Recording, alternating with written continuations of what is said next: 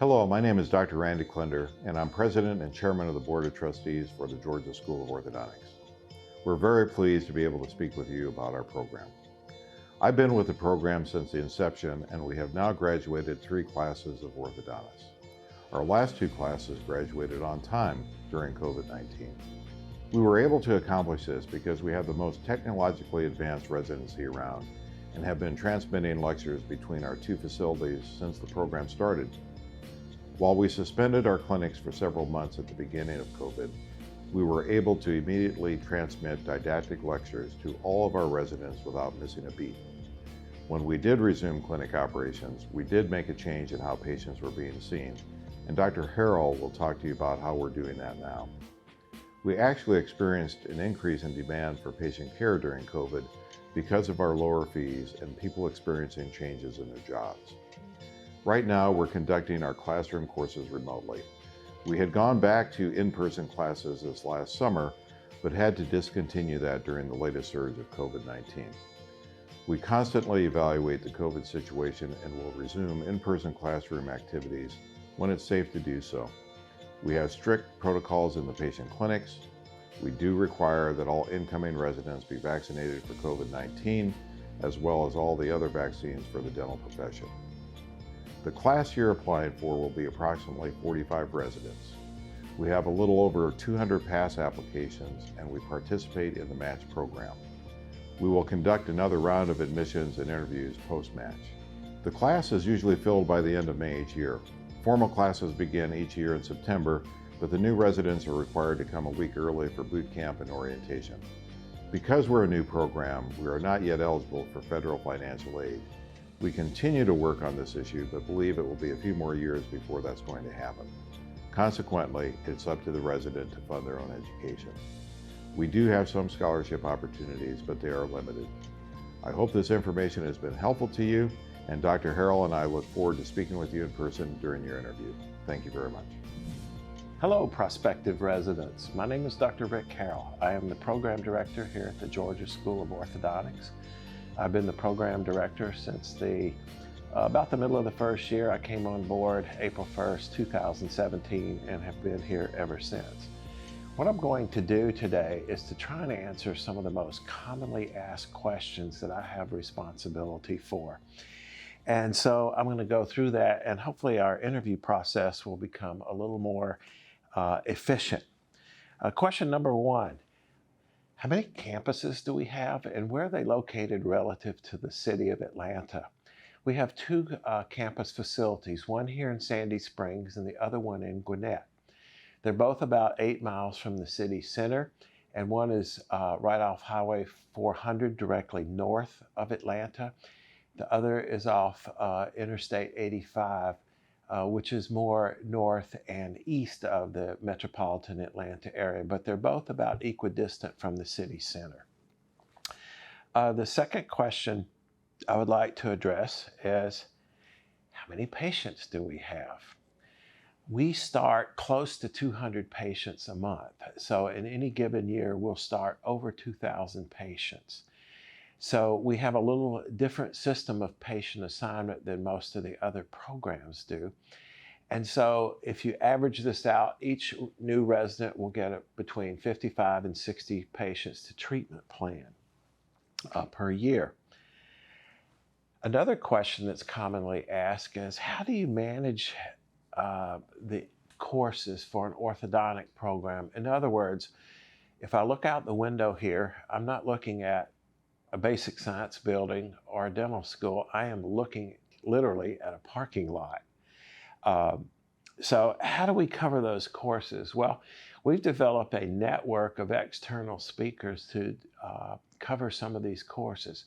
For example, our embryology and the first few lectures in growth and development, as well as biostatistics, are covered by Dr. Jim Cray from Ohio State University. So Jim covers growth and development during boot camp. Biostatistics is a second semester, first year course that he covers. What about speech and language pathology? We have Dr. Jamie Perry from the University of East Carolina. She's a PhD in speech and language path, and she does a 2-day course to cover that requirement. Dr. Brad Potter, who recently retired from the University of Colorado, is an oral and maxillofacial radiologist. And Dr. Potter does our CBCT interpretation course for our first year students during the second semester of the first year. What about oral surgery? We have two relationships. We have a formal relationship with Emory University here in Atlanta, and we are a big provider of orthodontic care for their orthognathic surgical patients.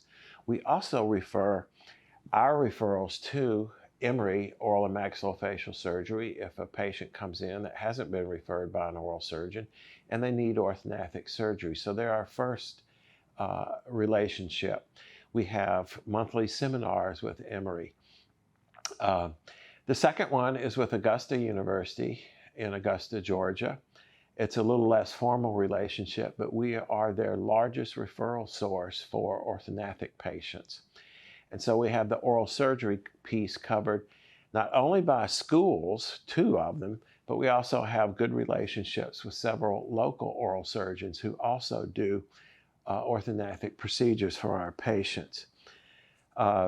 We have one of the best, in my opinion, practice management group of speakers that has been assembled in the United States. It's really pretty easy.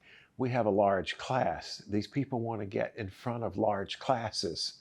It's more efficient for their business model. And so we don't have any problem getting practice management speakers in. And we have a number of other outside speakers who are on a less regular basis, but cover these courses and didactic materials that we can't cover organically here within the program itself. One of the other questions I'm frequently asked is, what is your pass rate for both the written board and the clinical board? Thus far, we are at a 95% first attempt pass rate for the written boards. We've had a few students that have had to take it a second time, but they've all passed. So we're 100% pass rate for our graduates for the ABO written board. With the clinical board, we've produced, since the first class graduated, we have 15 board certified orthodontists that have graduated from the Georgia School of Orthodontics. Another question I'm frequently asked is, what type of cases am I going to see here? What type of patients am I going to see here at GSO? Well, we're just like every other school. We have cases across the orthodontic spectrum, from craniofacial anomalies patients to orthognathic surgical patients to early treatment and everything in between.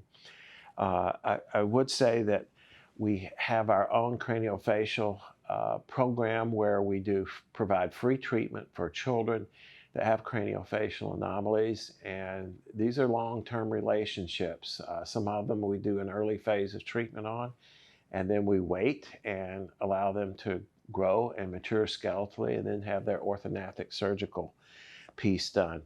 But we cover all the types of patients that you see within other programs. We do use TADs here. We use TAD-supported palatal expansion appliances.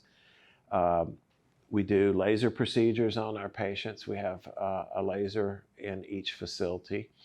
So your clinical experience here will be almost identical to any other program. Now, here's where we differ a little bit.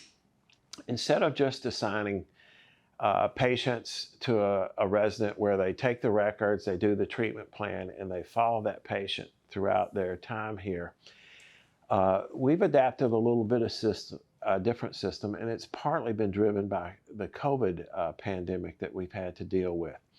So what we do, we tell each student to assign about 15 patients to themselves, and those patients would be those that need orthognathic surgery or extraction cases, have an impacted tooth, some type of other mitigating circumstance, or a first phase of treatment.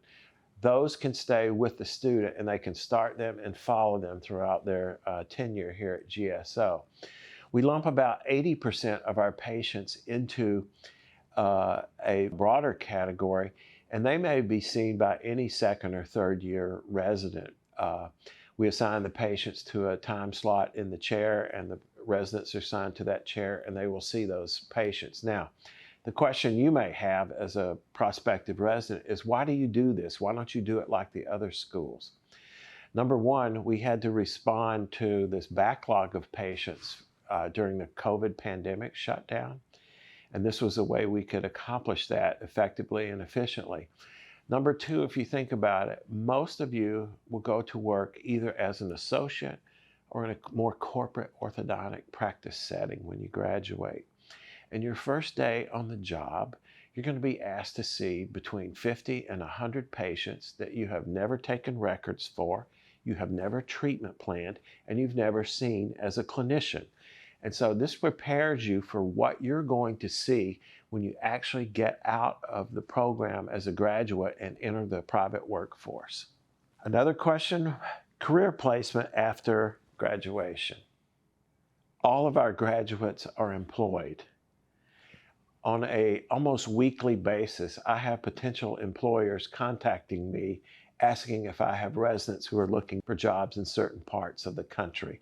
So we don't have any problems getting our residents employed. And I'll have to say that my feedback from employers for these residents has been very, very good. And I'm very proud of how our graduates are performing in the private workplace. So I tried to answer some of the more common questions that we get here today. I really look forward to meeting all of you, albeit virtually this year. Hopefully down the road we can meet in person and develop a good working relationship as you become a resident in this program. It's been my pleasure to talk to you.